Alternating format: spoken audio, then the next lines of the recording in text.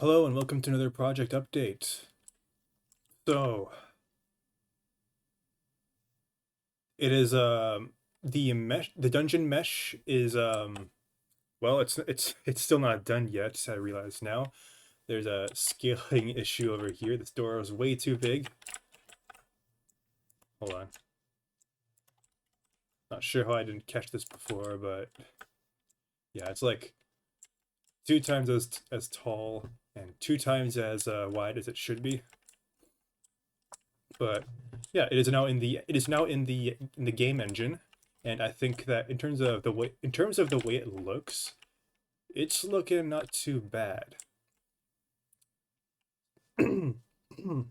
Excuse me. All right, so in the outdoor areas, I am using the world environment lighting. Have the ambient light and all the sky stuff set up. You wonder why the sun is really big and blue? That's because well, that's because it's because in this game it's supposed to be like in orbit around a gas giant, but I mean that's kind of a I don't have the texture for the thing set up. I have one, but it's not like in a level right now. All right, so the indoor portion is lit by two things. It is lit by a reflection probe, which I have set up to basically override the default ambient lighting, kind of giving everything a green tint. And then I actually put a real-time light over here.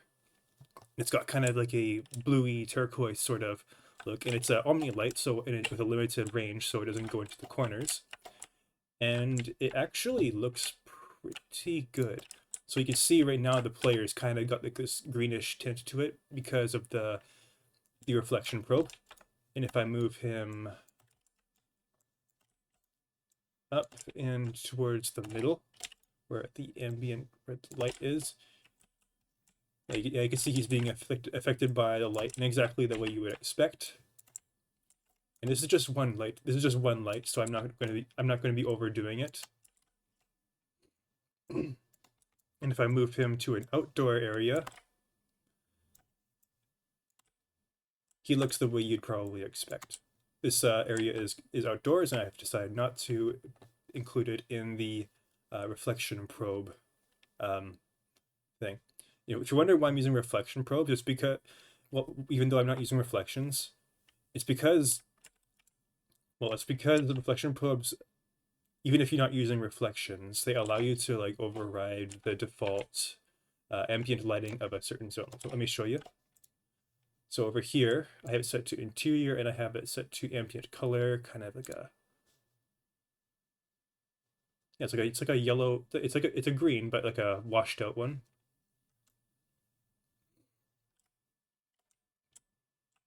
And there's a few mistakes in the level that I didn't catch before, and I need to fix.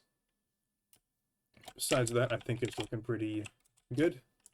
I'm happy with the way that the lighting system looks.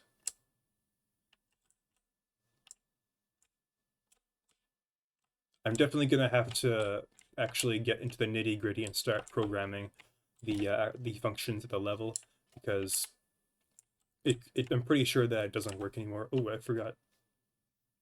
Yeah, there's an oversight. I forgot to put a reflection probe in this room because this is clearly an interior level.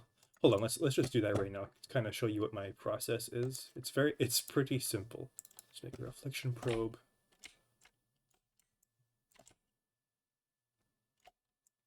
Move it into position.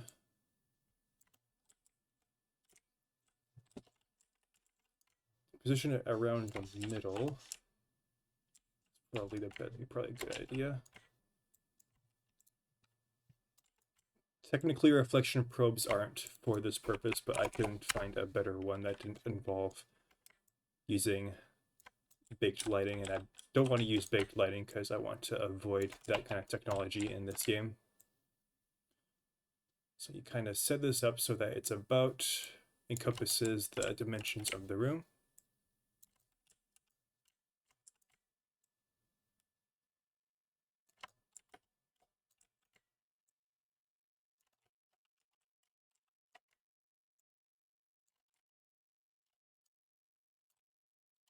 Ooh, this could be a problem.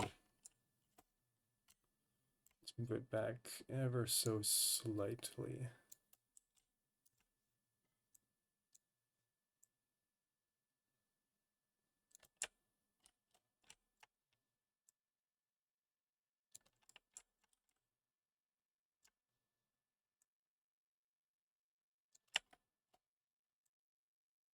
That's probably good.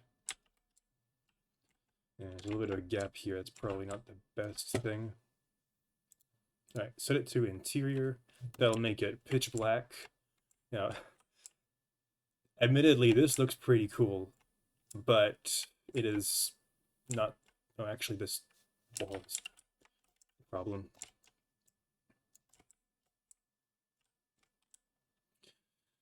I'm definitely okay. I'm definitely gonna have to update the level geometry in some way because oh, actually, you can't see it from down here. I'll probably just leave it.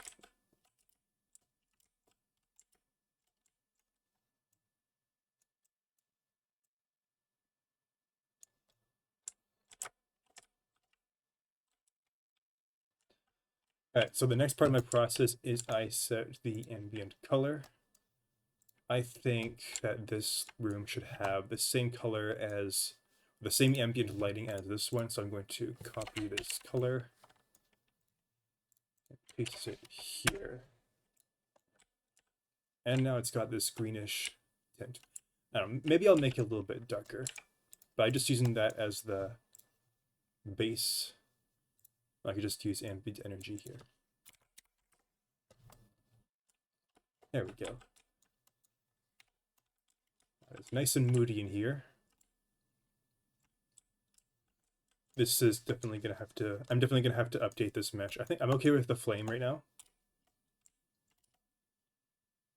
Just gonna give you a quick tour of the level so far. Oh yeah, one other thing that I noticed is that this this mesh is set to flat shading. I'm not sure why. So here's the level loaded in Blender.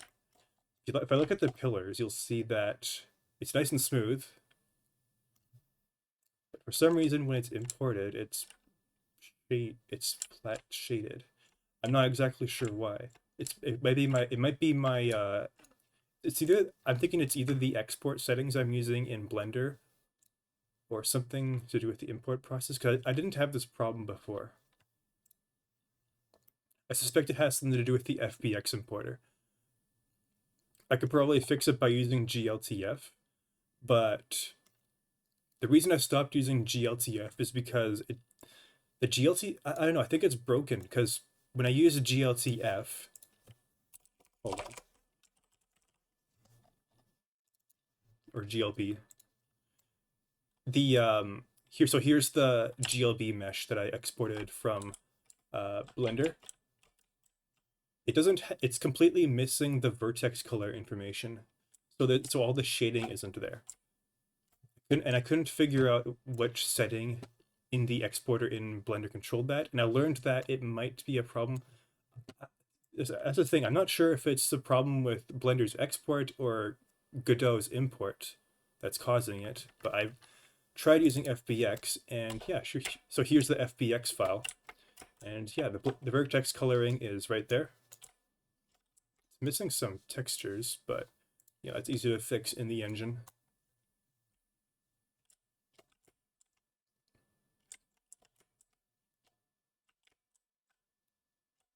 Yeah, that's pretty much everything. Oh, what is this?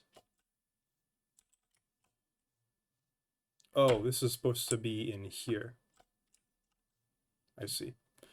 Well, that's a little bit embarrassing, but it'll be stuff that'll get fixed down the road.